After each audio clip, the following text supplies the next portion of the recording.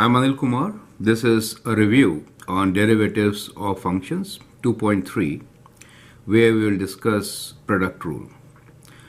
I'll take up three examples here. First, we'll just differentiate using product rule for these two examples. Then we'll try to find slope of a tangent line at a given point. However, the function which I've chosen is kind of special. We have three factors here.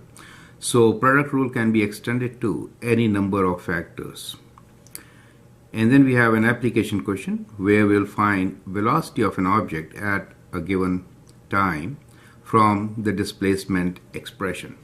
As you remember, if you have a function, let's say h of x, which is product of two functions, f of x times g of x, in that case, the derivative of this function is equal to derivative of the first function times the other function plus first function times derivative of the second function, correct?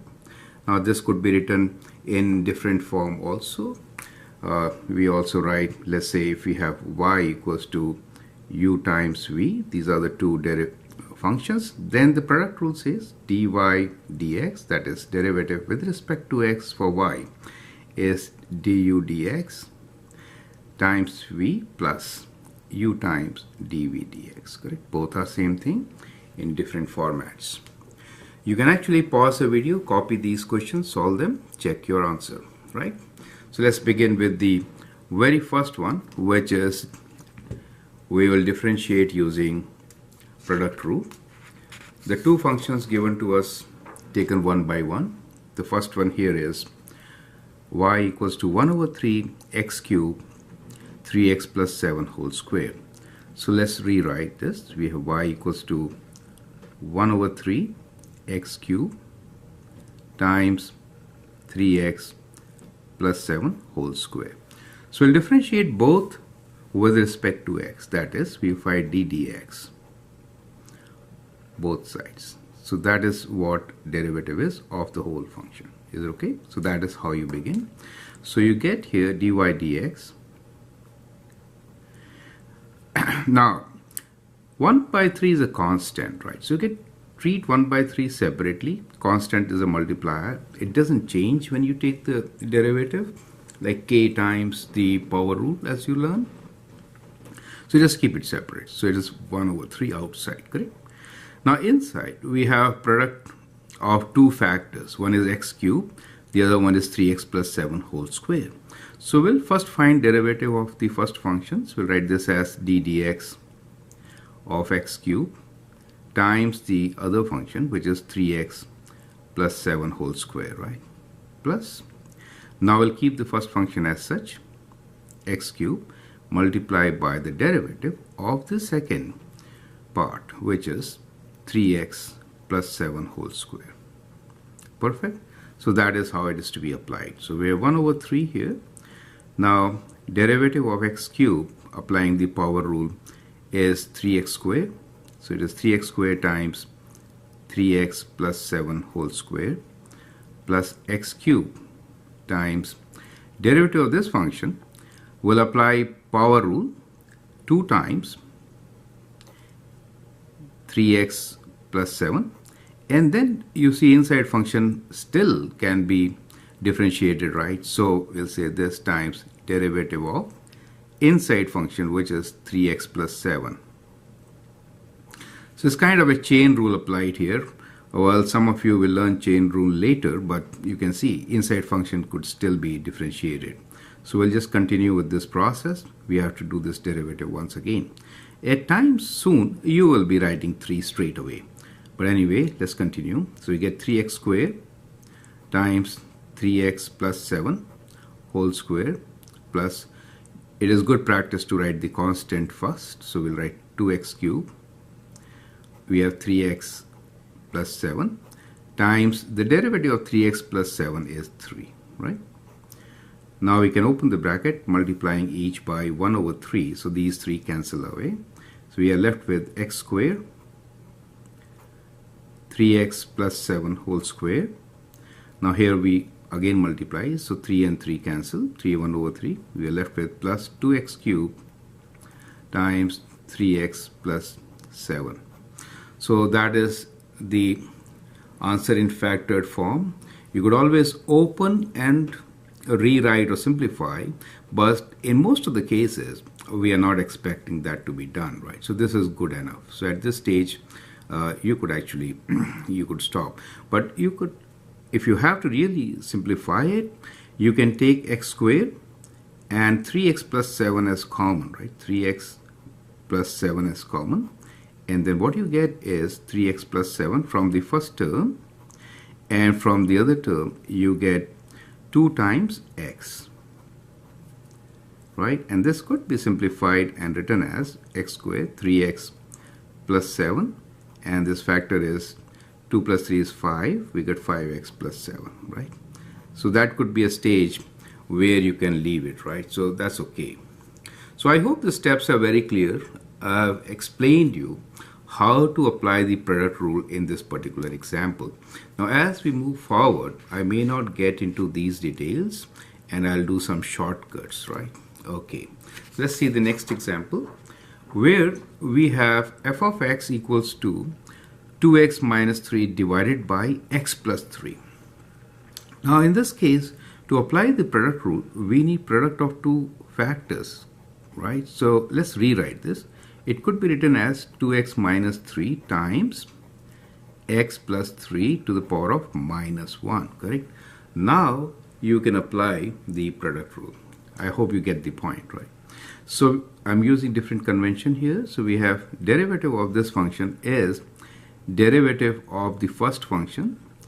So derivative of the first function, well, let me include the steps. D dx of, it might be confusing since this is very first kind of video on this topic, times the second part, which is x plus 3 to the power of minus 1, plus we'll keep the first function as such, which is 2x minus 3, and find the derivative of the next part, which is x plus 3. Now this could be extended if there are more multipliers, right? Now derivative of this function is just 2, so we'll write 2 times x plus 3 to the power of minus 1, okay? We could have written like this also. Now here we have plus 2x minus 3 times derivative of this function will be minus 1, that means minus, times x plus 3 to the power of minus 2. Since minus 1 gives me minus 2, right? Now inside function derivative is 1, so I'm not multiplying by anything in this particular case, right? I hope that is clear to you. So now let me rewrite this as 2 over x plus 3, returning back to its form. Minus and plus becomes negative, and we have 2x minus 3 in the numerator divided by x plus 3 whole square, correct? That minus 2. You can take x plus 3 whole square as common denominator, then this 2 gets multiplied by x plus 3 minus, we have, write it in brackets, 2x minus 3, right? So if you open this, we get 2x plus 6 minus 2x plus 6 over x plus 3 whole square. Now 2x minus 2x cancels, so we get 12 over all this as our final result. So we get 12 over x plus 3 whole square as a simplified form of the derivative of the given function, right? So for a rational function, as you have seen just now, we could rewrite in this form and then apply the product rule. So I hope that's a good step, and most of the time this is better to do rather than applying the quotient rule, okay? Now let's take up the next example where we'll find slope of a tangent line to the function at x equals to minus 2, and you'll notice that we have 3 factors in this particular function. Now here we have 3 factors, so we are going to apply this product rule and we'll have 3 different derivatives combined together. So we could write this as g dash x is equal to, now derivative of the first function, which is, so Let me break it down first for you. So we could associate 2 with x, or we could keep it outside as per your choice. Let me take this part as the first function. Is it okay? So we'll write d dx of 2x, and then we are going to multiply with both these factors, which is x plus 1 whole cube times x squared plus 2x plus 1 whole square, right? And then we'll write plus. We'll keep this factor away now, 2x, and then multiply by derivative of the second factor, which is x plus 1 whole cube. And then we have the third factor, which is x squared plus 2x plus 1 whole square. And then we'll again, this time we'll keep the first two factors as such, and then multiply by the derivative of the third factor. So as you can see, this rule can be extended to many factors, correct? So that is what you get. Now let's apply the rule. Find the derivatives. So derivative of 2x is 2. So we get 2 times both these factors, which is x plus 1 whole cube times x squared plus 2x plus 1 whole square, right? Part 2. Term 2 of this is 2x times derivative of this. So we get 2x times 3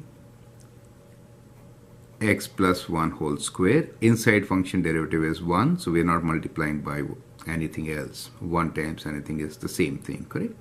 We have x squared plus 2x plus 1 whole square. The third part here is, let me add here, derivative of this function with 2x times x plus 1 whole cube. It gives us 2 times x squared plus 2x plus 1 times the derivative of inside function, which is 2x plus 2, right? So times 2x plus 2, which is derivative of inside function, right? So don't forget that part. So that becomes the derivative of our function. Now we need to actually calculate slope of a tangent line at x equals to minus 2. So at this moment, slope is this derivative itself that also represents slope. So we can now write g dash at minus 2, right? Substitute minus 2 and then evaluate. That's the whole thing. So you need not really simplify this a lot, but you could do that part directly. But simplification to some extent is good, since we have 2 common. We have this factor common and that factor also common. So let's simplify it a bit. So what I will do here is, there are some common factors here. So let me take 2 times x plus 1 is common with the square, and we have this factor also common, x squared plus 2x plus 1 is also common, right? And then inside we are left with, in the first case it is x plus 1 times all this, which is x squared plus 2x plus 1, correct? In the second term, we have x times 3, so we have plus 3x. We have already taken this factor, and then 1 times this, which is x squared plus 2x plus 1. And from here, we have taken 2 common. We are left with x, right, plus x times. We have x plus 1, right? And we have this 2 also, okay, 2 times. And 2x plus 2, 2x plus 2. So you could do one more step and then substitute, right? So now let us substitute in this particular term and get our answer. We get, so 2 times, now we have minus 2. So minus 2 plus 1 whole square times minus 2 square, let me write down straight. Minus 2 square will be positive 4 minus 4 plus 1, correct? So this term is that much. Here we get minus 2 plus 1. Here we get 4 minus 4 plus 1 plus 3 times minus 2 is minus 6. So let me write minus 6 times 2 minus, plus 1. And here we get, when I write minus 2 here, I get minus of 4 times minus 2 plus 1 times minus 2 times this is minus 4 plus 2, right? Bracket close. Okay. So let's calculate. 2 times minus 2 plus 1 is minus 1 square is 1. Okay. This is also 1. Okay. Now in this bracket we have minus 1 times this we know is 1 minus 6, and this we know is also 1 minus 4 times, if I write minus 2 here, so it becomes plus 4, and plus 4, I mean it's already minus 2 here, sorry. So minus 2 is minus 1, and minus 4 plus 2 is minus 2. So, well, you may recalculate. There could be some error in this. Okay, anyway, we have 2 times minus 1 times this is minus 1. So this is minus 1, this is minus 6, and this is, we have 3 negatives that it yields minus, and 4 times 2 is 8. Right? So we get minus 8, and so we get 2 times minus 15, which is minus 30, as the derivative of this function at x equals to minus 2, right? So at times it may not be necessary to simplify. It was good enough to just place it here and calculate the result, right? So I hope the steps are clear to you, and let's move on to the next question. Now here is an application question. We are given displacement, we need to find velocity. So velocity is rate of change of displacement, correct? So the question here is, determine the velocity of an object at t equals to 8 seconds, whose displacement in meters is given by s of t equals to t to the power of 1 over 3 times 4t minus 5 to the power of 2 over 3. Now many students find it difficult to work with radicals, and that's the reason why I have taken this example. So what we understand here is that we are given displacement equation, which is s of t is t to the power of 1 over 3 times 4t minus 5 to the power of 2 over 3, right? And derivative of this function is actually velocity, right? So I should have written v of t, it's okay. And then we'll apply the rule, which is product rule.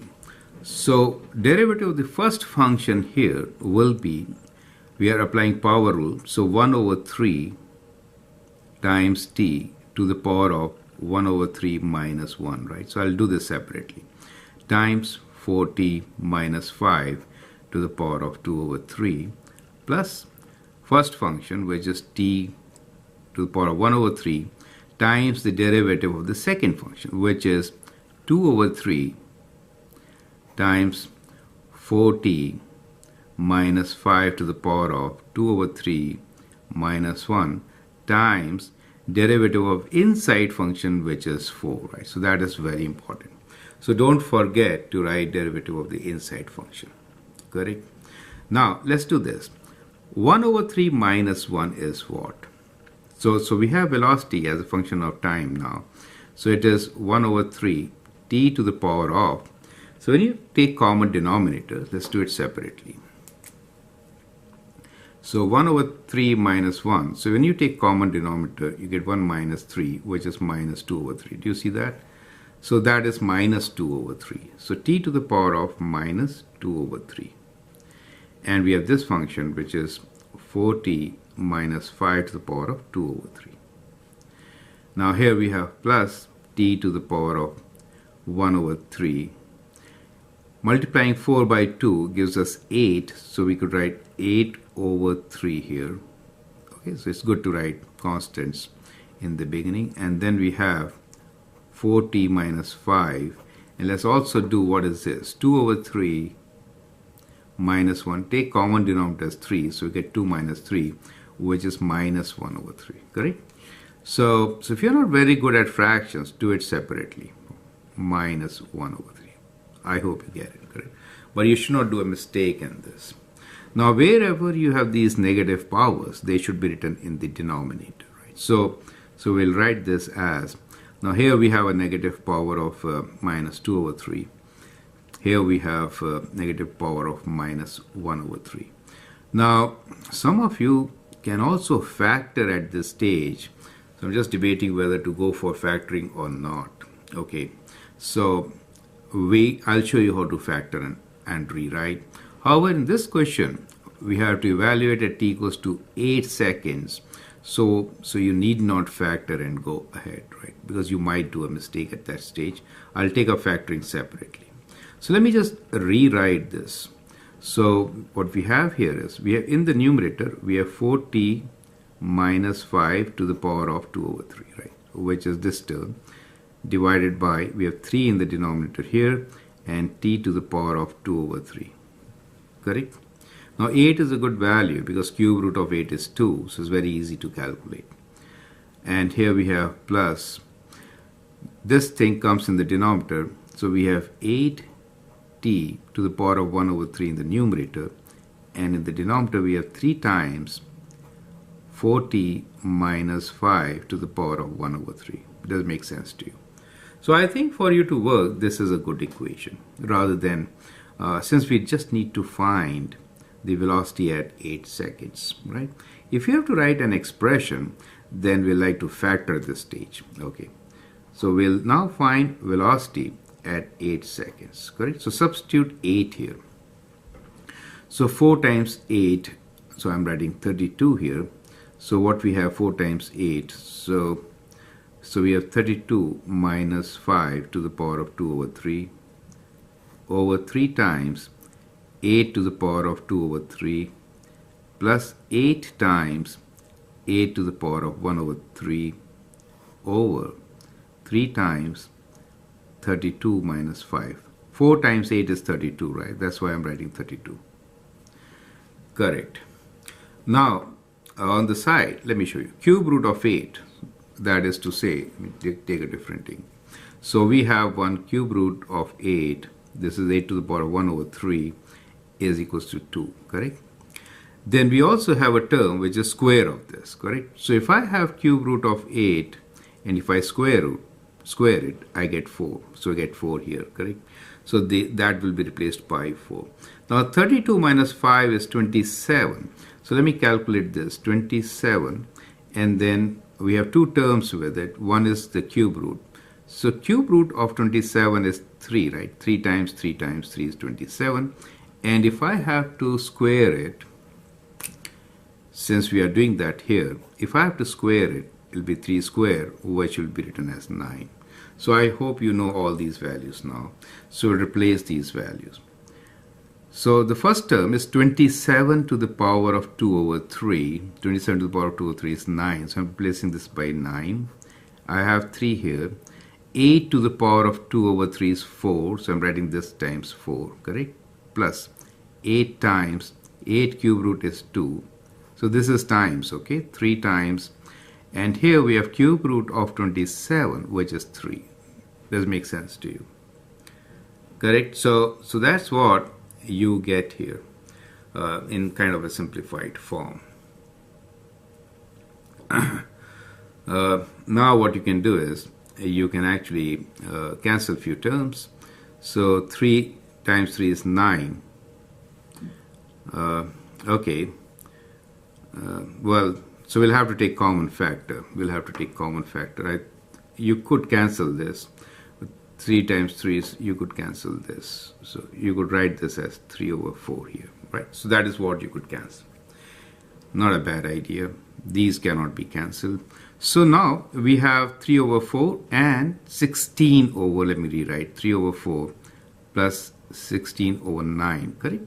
So we have a common denominator of 36, and here we'll cross multiply. 9 times 3 is 27, and plus 6 times 16, 4 times 16, 4 times 6 is 24, and 2 will give us 64, correct?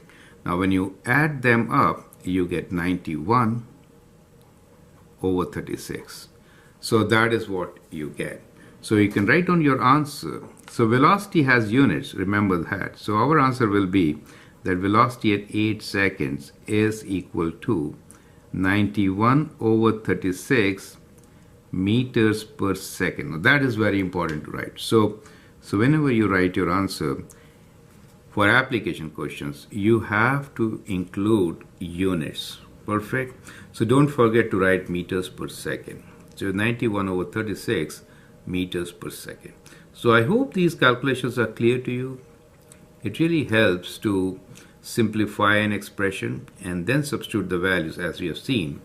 And this part on the right is useful, right? Especially for those who find it difficult or challenging to work with fractions. So feel free to write your comments and share your views. I hope this helps in understanding how to apply the product rule and solve questions relating to derivatives. You can always share my videos, subscribe to them, and if you like, that'll be good for me. Thank you, and all the best.